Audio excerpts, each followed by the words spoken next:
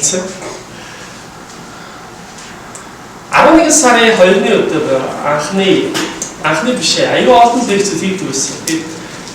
Гинт тохиолдоор өсвөр газар алах буюу хатасамж өсвөөс эхлэн гэдэг номны их үндэс 6 насны харагддаг видео хэлтгэл интернетд тавигдсан. Тэгсэн маш их шеэрлэгдээд аюу олон үзсэн байсан. Би тэр дээр болохоор юу ярьсан бэ гэхээр өөрийнхөө түүхийг ярьсан. Энд дээр бол жишээлбэл нэмэлт хэнийг нь зааж сургая гэсэн бодлоо биш.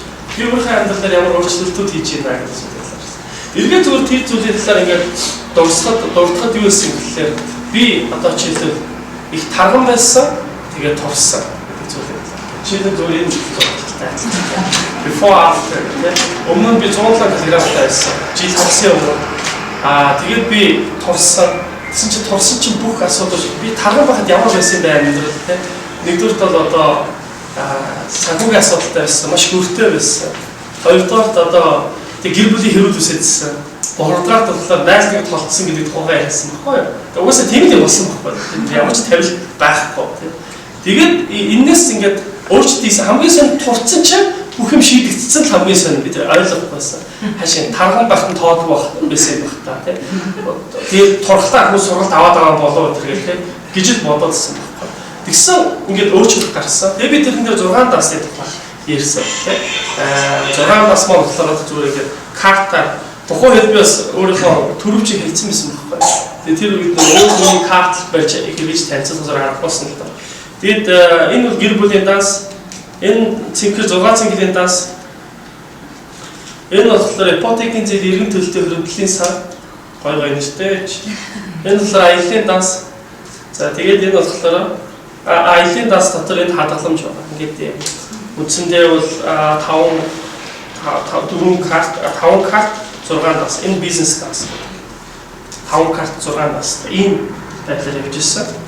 За одоо болохоор та бүхэн өдөр би юуны талаар ярих гэж байна. Тэгээд энэс хойш юу болсон юм бэ гэж байгаа тийм. Амьдрал үргэлжлэж байгаа шүү дээ тийм. Тэр тухай ярих гэж байна.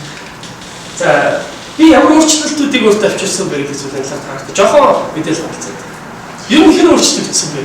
Тэр 6 таснаас хойш тийм. Тэр 6 тас чи хэрэгжсэн юм уу? Хүмүүс аягүй тэгж асуудаг байна тийм. Нэг л одоо тэрвэж үзээгүй арга хооцсон юм шүү гэдэг чинь тийм. Гэдэг зүйл. Тэгвэл би өөрчлөлтийг хадлаа тоолцсон.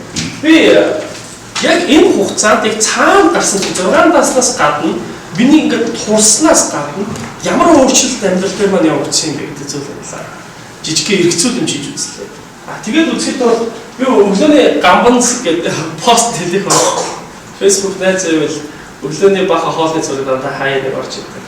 Би өглөө 5 цаг сэрдэг болсон байна. Яг тэгэхээр одоо хүн болдог тийм зориг бол сэдвүү ба штэ. Турж өгөхөөс ирдэг юм штэ. Орой хоол идэх байхлаа айгүй юм.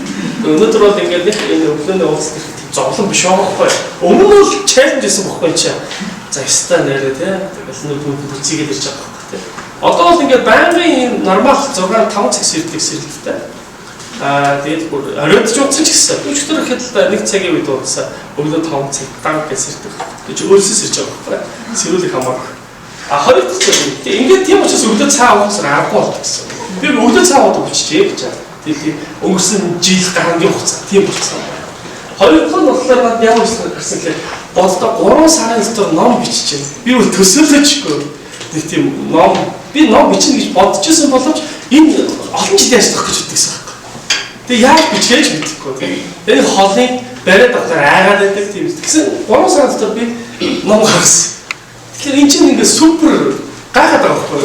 Ямар бодлоо гаргах вэ? Дараа нь гарах юм байна тийм.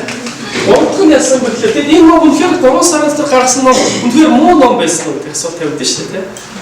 Аюу сайн байгаа байхгүй хүмүүс маса сэтгэлтэй амьдрал дээр тийм гадаадын зүйлсээс эхлэн ном. За гонхын болохоор би 3 өдөр дандаа фитнес хийдэг. 1-р 3-5 байнгын хийдэг. Өчигдөр хүртэл фитнес хийсэн. Тэр ингээд аялал хийж байхдаа хүртэл фитнес хийсэн. Тэр ингээд бодоход бол би фитнесийн амьдрал маань энгийн хэвийн дадал болсон байна. Миний цаана болж байна. Тэгээ би аялсан. Миний аялын данс хэрэгжсэн.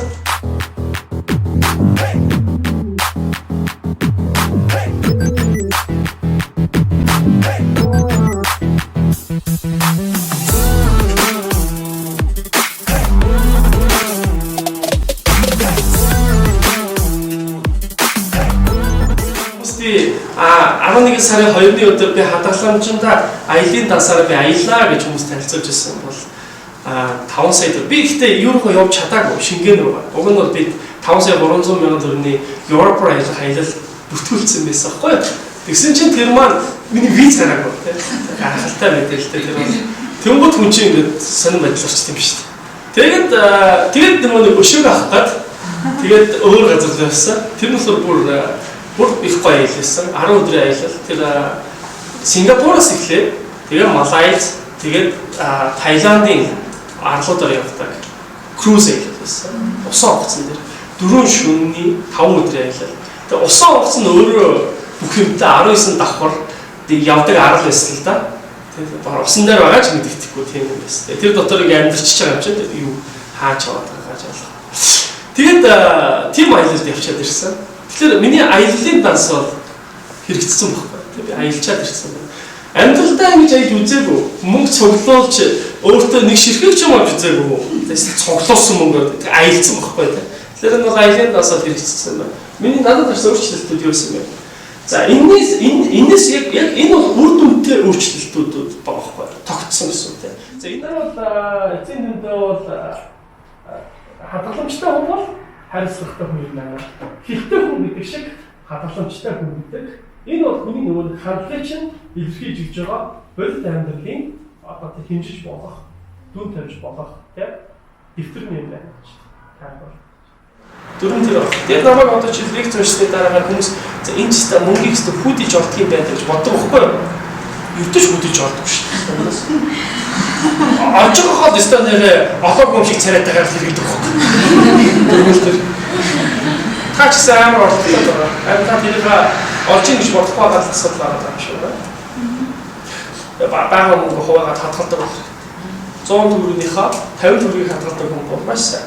Тэгэхээр ийм хариуцлагатай хүмүүс гэдэг бол энэ хүн бол цаанаа маш олон зан төлөвийн өөрчлөлт өөрийнхөө ялан дэлж байгаа ухаарч байгаа систем үүсгэж байгаа гэж тайлбарлаж байна. Тэгэхээр 6 нас бол ийм л аргачлалд явагдаад байгаа гэсэн үг л та. Сомноос сая аялалд яваад ирэхэд ном маань 3000 борлогдсон байна.